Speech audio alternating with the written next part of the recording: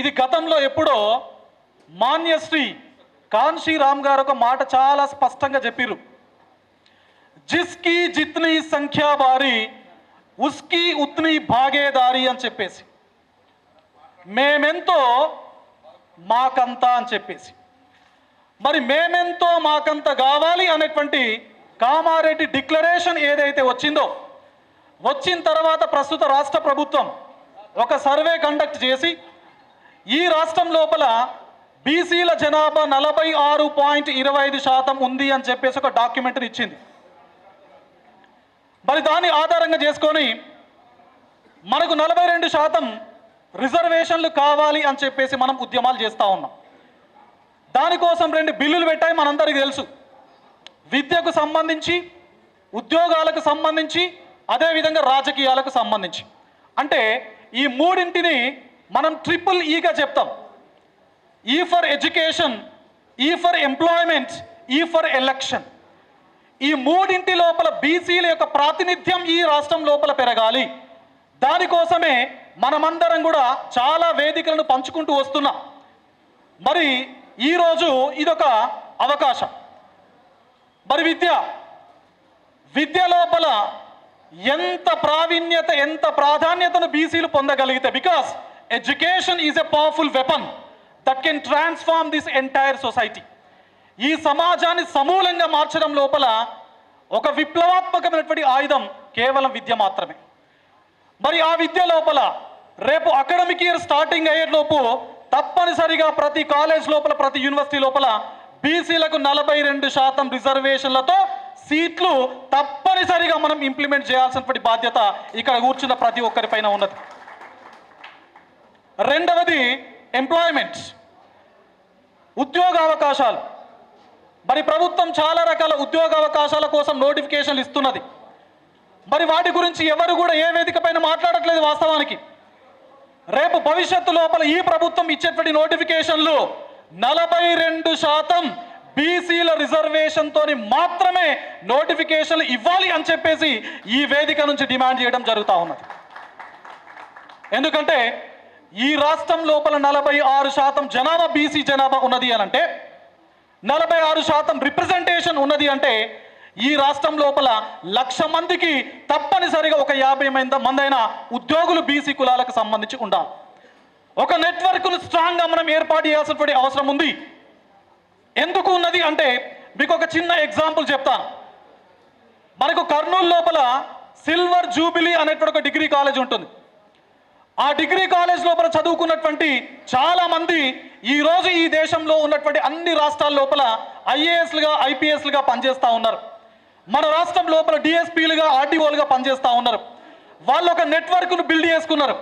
ఆ నెట్వర్క్ లోపల ఫలానా వ్యక్తి ఒకవేళ ఒక ప్రదేశం లోపల కలెక్టర్తో పని ఉన్నది అంటే, ఆ నెట్వర్క్ లోపల ఒక మెసేజ్ పెడితే కలెక్టరే స్వయంగా సిల్వర్ జూబ్లీకి సంబంధించినటువంటి కాలేజ్ స్టూడెంట్ ఒకవేళ కలెక్టర్తో పని ఉంటే ఆ కలెక్టరే వచ్చి ఆ వ్యక్తిని తీసుకెళ్లి పనిచేసి పంపించేటువంటి పరిస్థితి ఉన్నది.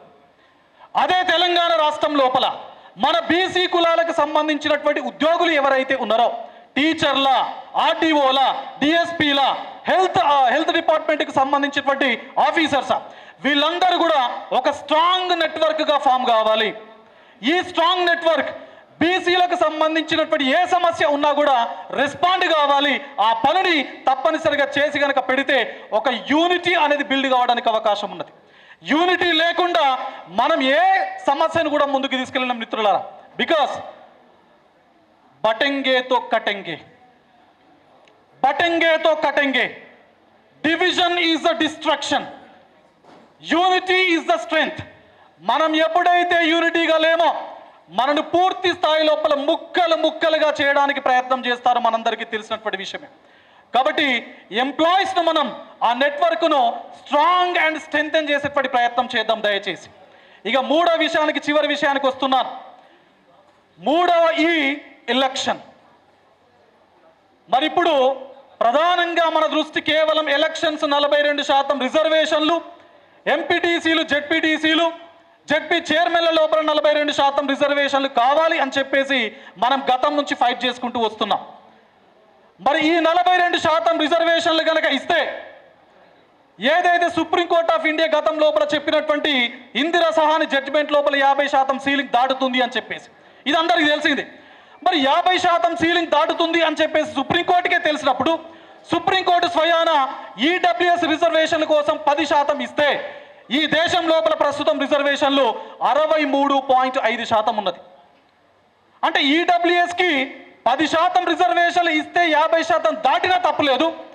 కానీ బీసీలకు 42% రిజర్వేషన్లు ఇస్తే 50% సీలింగ్ దాటుతుంది అని చెప్పేసి అనేక రకాల కుట్రలు, అనేక రకాలుగా దాన్ని కంప్లీట్గా స్పీడ్ బ్రేకర్లు వేసేటువంటి పరిస్థితి మనమందరం చూస్తూ ఉన్నాం.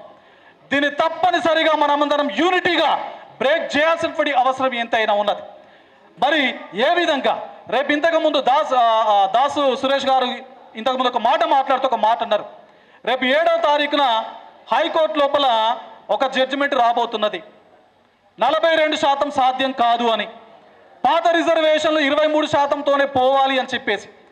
మరి ఒకవేళ ఆ విధంగా వెళ్తే మరి పార్టీల పరంగా మేమిస్తాం అని చెప్పేసి ఒకవేళ కాంగ్రెస్ పార్టీ ఒకటే రావడం కాదు, ఈ రాష్ట్రంలో ఉన్నటువంటి అన్ని రాజకీయ పార్టీలు 42%కి కట్టుబడి ముందుకు రావాల్సిందే, తప్పనిసరిగా మనం డిమాండ్ చేయాల్సిందే.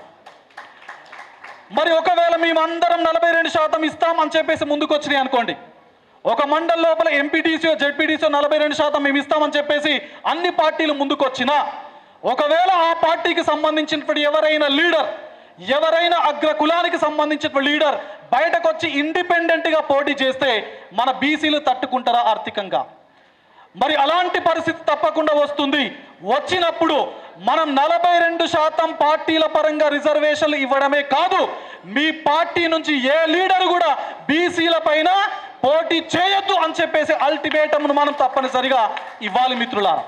ఆ విధంగా ఇవ్వకపోతే మనను అణచివేస్తారు ఆర్థికంగా, తొక్కేస్తారు ఆర్థికంగా. కాబట్టి యూనిటీ ఈ స్ట్రెంగ్త్ మరొకసారి చెప్తా ఉన్నారు. ఈ యూనిటీ అనేది కేవలం మీటింగులకు మాత్రమే పరిమితం కావద్దు.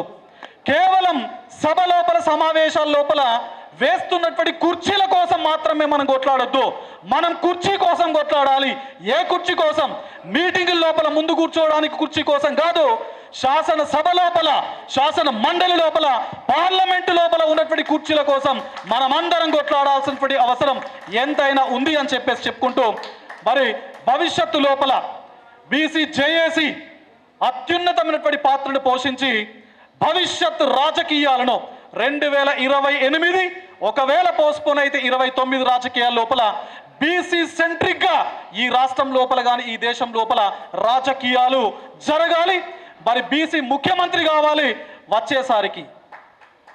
అవుదామా?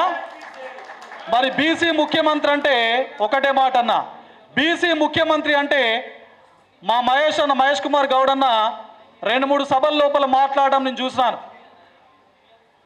వారన్నారు ఒక సభలో ఏమన్నారు అంటే, రాబోయే కాలం లోపల, రాబోయే ఎలక్షన్స్ లోపల ఈ రాష్ట్రానికి బీసీ ముఖ్యమంత్రి ఉంటాడు అని చెప్పేసి. మంచిదే. ఇంకొక సభ లోపల ఏమన్నారు వారు అంటే, మా రేవంత్ రెడ్డి కాదు, రేవంత్ గౌడు అని చెప్పేసి. మరి రాబోయే ముఖ్యమంత్రి బీసీ ముఖ్యమంత్రి అన్నారు కదా, ఆ ముఖ్యమంత్రి రేవంత్ గౌడ్ అయితే కాదు కదా అని చెప్పేసి మహేష్ అని నేను అడుగుతా ఉన్నా.